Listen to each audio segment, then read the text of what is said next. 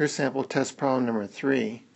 A 7 kilogram object is hung from the bottom end of a vertical spring fastened onto an overhead beam. The object is set into vertical oscillations having a period of 2.6 seconds. Find the force constant of the spring. For problems of this type, we're most interested in things like the angular frequency, which is the square root of k over m. If we were to square both sides, we would get omega squared equal to k over m, or the spring constant would be equal to the mass times the angular frequency squared. So, we know the mass. If we could find the angular frequency, we could get the spring constant. We know that the period is also related to the angular frequency. That's 2 pi over omega. So it's true that omega is 2 pi over the period. Inversely related. Hence, our angular frequency is going to be 2 pi divided by the period, which is 2.6 seconds, and that is equal to 2.42 radians per second. So with that, our spring constant, which is the mass times the angular velocity squared, angular frequency squared, is 7 times 2.42 squared, and that is equal to 40.9 newtons per meter. Everything is SI units, so we're going to end up with SI units. 40.9 newtons per meter.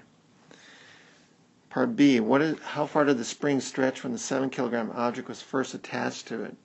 If we did a free body diagram, we would recognize that the spring force is pulling up with a force Ky, while gravity force is going down with force mg. And if they're in equilibrium, when they establish a new equilibrium when it's first attached, these two forces should be equal. So we should have that Ky is equal to mg. Hence, y, which is the distance at first stretch when it was attached, is equal to mg divided by k. And that's going to be equal to 7 kilograms times 9.8 meters per second squared over our 40.9 newtons per meter. And that's equal to 1.68 meters. So that's how far it stretched when the mass was first attached.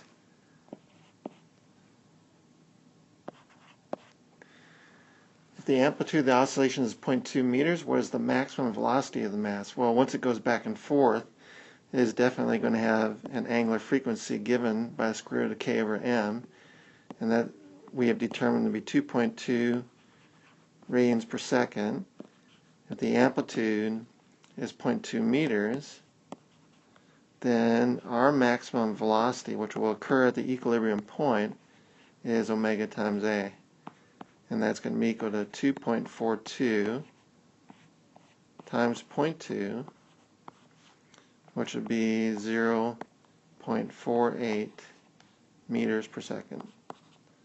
So the maximum speed as it goes through the equilibrium point is 0.48 meters per second. That's our answers.